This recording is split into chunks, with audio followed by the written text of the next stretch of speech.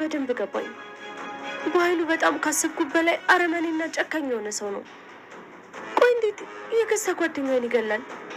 በዚህ ልክ ግን ጨካኝ አይመስለኝም ነበረ። ለዚህ ኃጢአቱ እናስከፍለዋለን። አሁን በዚህ ምክንያት ካላስቆም ነው ይህ ሰውዬ መቼም ቢሆን ሊያቆም አይችልም።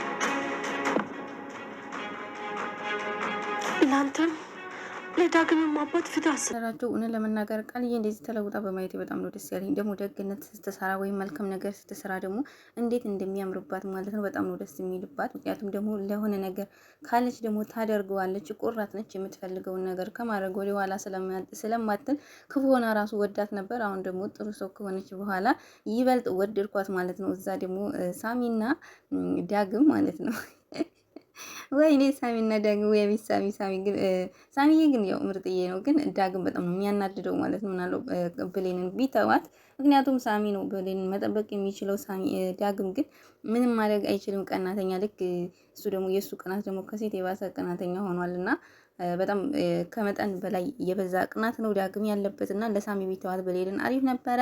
ወደ አቶ በኃይሉና ቃል ስንሄድ ቃልንም ወደ አቶ በኃይሉና ቃል ስንሄድ ቃልን በመንገድ እየሄደች እንደያለች አቶ በኃይሉ መንገድ ላይ አግኝቷት ነበረ።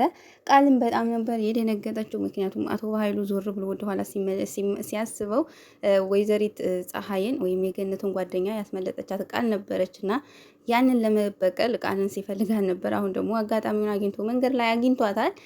ቃልን በጣም ነበር የደነገጠችው። ምን ሆነሻል ቃልዬ? ለምረ የደነገጥሽው? አንቺ እኮ ልጄ ማለት ነሽ በሚላት ሰዓት ቃልም ኧረ እኔ አልደነገጥኩኝም፣ አልፈራሁኝም፣ ፈርተሻል፣ አቅሻለሁ እኮ ብሎ እንግዲህ በጣም ነበረ የጮኸባት። ምክንያቱም ቆይ አቶ በኃይሉ ግን ምን እየሆነ ነው እያለች እሷም እያሰበች ነበር። ግራ ተጋብታ እኔና አንቺ መስማማት አለብን፣ እኔም ወደ ቤት እመልስሻለሁ፣ አንቺ ደግሞ ገነት ጋር ያለውን ፋይል ታመጭልኛለች በሚላት ሰዓት ይሄንን አላደርገውም፣ ወደ ቤትም ከተመለስኩኝ ብሌን የሰላም ልጅ መሆኗን ለመናገር ነው እንጂ እዛ ቤት ድጋሚ አልመለስም በምትለው ሰዓት እንዴ ቃል ምን ሆነሻል? አሁን እኮ እንደዚህ የምትዩ ችጋር ስለጠበሰሽ ነው። አሁን ወደ ድሎትሽ ቤትሽ ስመልስሽ ወደ ድሮ ማንነትሽ ትመለሻለሽ በሚላት ሰዓት እንግዲህ እሷ ምንም መልስ አልሰጠችውም። ምክንያቱም አቶ በኃይሉ አሁን ላይ ሁሉም ነገር እንደሚፈልገው እየሆነለት አይደለም። ጆን ራሱ ወይዘሮ ሰላምን ብሌንን እንዲሁም ሳሚን ለማስገደድ አስገብቶት ነበር ሰላም ቤት።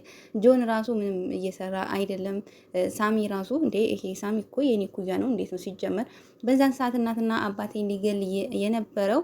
ሲቀጥል ደግሞ ወይዘሮ ሰላም እኮ እንኳን ሰው ልትገል ሰው የምትጎዳ ሰው ራሱ አይደለችም። ቆይ ጋሼ ምን እያለኝ ነው? የሆነ ነገርማ ተሳሳተ ነገር መኖር አለበት እያለ ጆንም እንግዲህ በትንሹ እያሰበ ነው። ግን ደግሞ ሙሉ ለሙሉ አላወቀም። ትንሽ ደግሞ መለስ ሲልና ደግሞ የእናትና የአባቴ ገዳዮች ደግሞ መበቀል አለብኝ ይላል። እንግዲህ ያው የጆን እንግዲህ እውነቱ ነው። ምክንያቱም እናትና አባቱ በአሰቃቂ ሁኔታ ስለተገደሉ ያው የእናትና የአባቱን መመለስ ስላለበት አንዳንዴ ደግሞ ሸነጥ ያደርገዋል ማለት ነው። ጆን ምን ለመናገር እኔ በጣም በሀሳብ ተውጦ በነበረበት ሰዓት ወይዘሮ ሰላም መታ ምን ሆነ ነው በምትለው ሰዓት እንግዲህ ፍቅር ያዘህ እንዴ በምትለው ሰዓት በጣም ነው ደስ ያለኝ። እውነት ለመናገር ጆን እና ቃል አንድ አይነት ናቸው። ሁለቱም የሆነ አንድ አይነት ባህሪን ያላቸው። ጆን ራሱ የሆነ ረጋ ያለ ነገር የለውም፣ የሆነ ጥድፍ ያለ ነገር ነው። ቃልም እንደዛው። ሁለቱም አንድ ላይ ሲሆኑ ደግሞ አቶ በኃይሉን ጉድጓድ ቆፍረው ነው ልክ እንደ የሚቀብሩትና ሁለቱም ቢፋቀሩና ጆንም ቃል ያለችበትን አውቆ አግኝቷት ቢፋቀሩ ወይ ቃልም እንግዲህ ቀስ በቀስ ያቶ በኃይሉን ሴራ ተነግረዋለች። ጆንም እንግዲህ ዞሮ አቶ በኃይሉን ቢያጠቃው አሪፍ ነበረ። አቶ በኃይሉ ራሱ ብሏል ይሄ ልጅ ከመስመር እየወጣ ነው፣ ብቻ ያሰብኩትን ነገር ያሳካልኝ እንጂ ከመንገዴ አስወግደዋለሁ ብሏልና አቶ በኃይሉ ለማንም የሚመለሰው አይደለም። ለገዛ ለእህት እንኳን ያልተመለስክ ለኔ አትመለስም አውቃለሁ ብለዋለች ቃል ራሱና አቶ በኃይሉ የሱ ማለት የሱ ክፋት ደግሞ ከመጠን በላይ ሆነ። በጣም ብዙ ሰው እያሰቃየ ነው። የገዛ ጓደኛውን ይግደለው። የጓደኛውን እናት ደግሞ ሚስት ምን አደረገች? እሷን መግደሉ ማለት ነው። ልጁን ያላባት ያላናት አሳድጎ ራሱ ደግሞ በቀለኛ እንዲሆን አድርጎ በራሱ እጅ አሳድጎ ደግሞ ራሱ የእናትና የአባት ገዳይ ሆኖ ሳለ ሌላን ሰው ንጹሑን እንግዲህ ለማስገደል ደፋ ቀና እያለ ነበር አቶ በኃይሉ። ግን ደግሞ አይሳካለትም።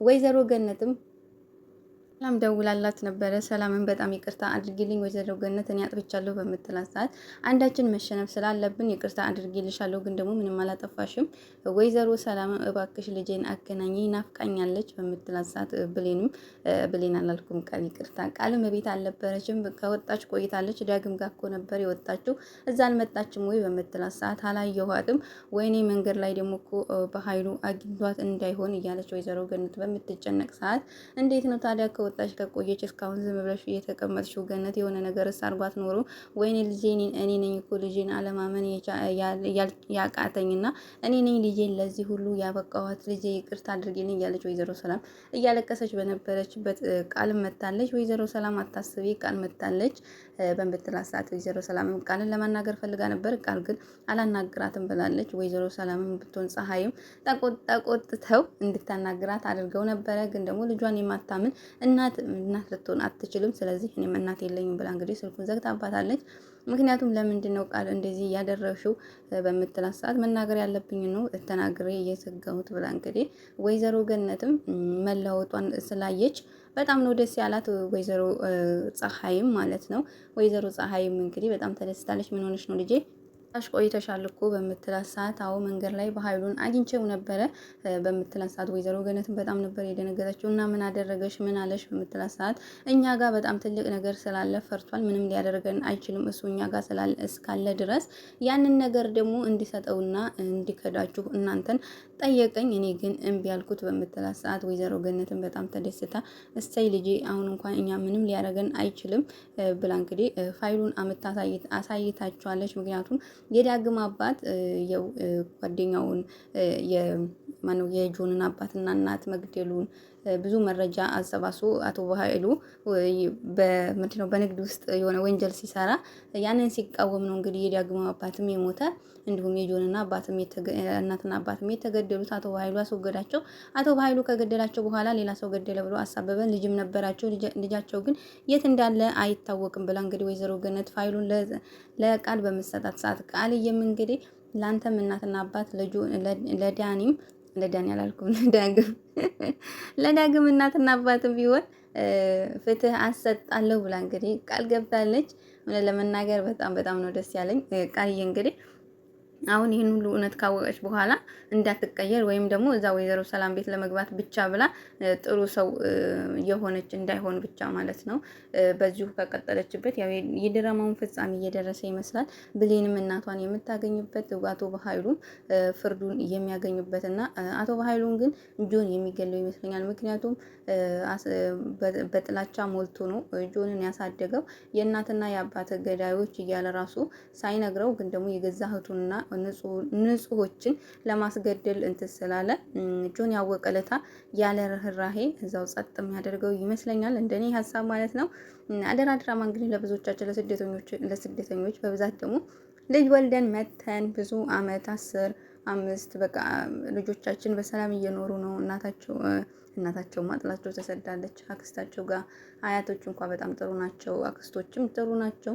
ያው እንደዚሁ እንዳቶ በኃይሉ አንዳንድ መጥፎ አጎትም እንዳሉ ሁሉ ያማለያ አባትም ቢሆን ያው አሁን ላይ አባትም ቢሆን በጣም ከፍቷል። ምክንያቱም እንጀራ እናት ስለሚያገባ እንጀራ እናትም እንደ ራስ ልጅ አርጋ አትይዝምና ያው ልጆች ወልዳችሁ እየመጣችሁ በጊዜ ገባ ብላችሁ 2 አመት ይበቃችኋል፣ ሰብሰብ ብላችሁ ልጆቻችሁን አሳድጉ። ብር ከልጆቻችሁ ሊበልጥባችሁ አይገባም ማለት ነው። ልጆቻችሁ ደግሞ አንዴ ከተበላሹ መመለሻው መጥፎ ነው። ምክንያቱም ከባድ ነው የሚሆነው። ብቻ በጣም ደስ የሚል ትምህርት አለው። የሆነ ድራማ ነበረ እንደዚሁ ከአደራ ጋር የሚመሳሰል ግን ለምን እንደተቋረጠ ባላቅም በጣም የሚያሳዝንና እያለቀስኩ ያየሁት ድራማ ነበረ። ያው ካላቋረጡትና የሚቀጥል ከሆነ እሱንም በቀጣይ ይዤላችሁ የመመጣ ይሆናል። ለኛ ለስደተኞች ብዙ ትምህርት ነው ያለው። በተለይ ልጆቻችሁን ወልዳችሁ ለምትመጡ አደራ ድራማ እንግዲህ እውነትም አደራ ተሰጥቶት አደራውን የበላቶ በኃይሉ ይሄን ይመስላል። በቀጣይ እስከምንገናኝ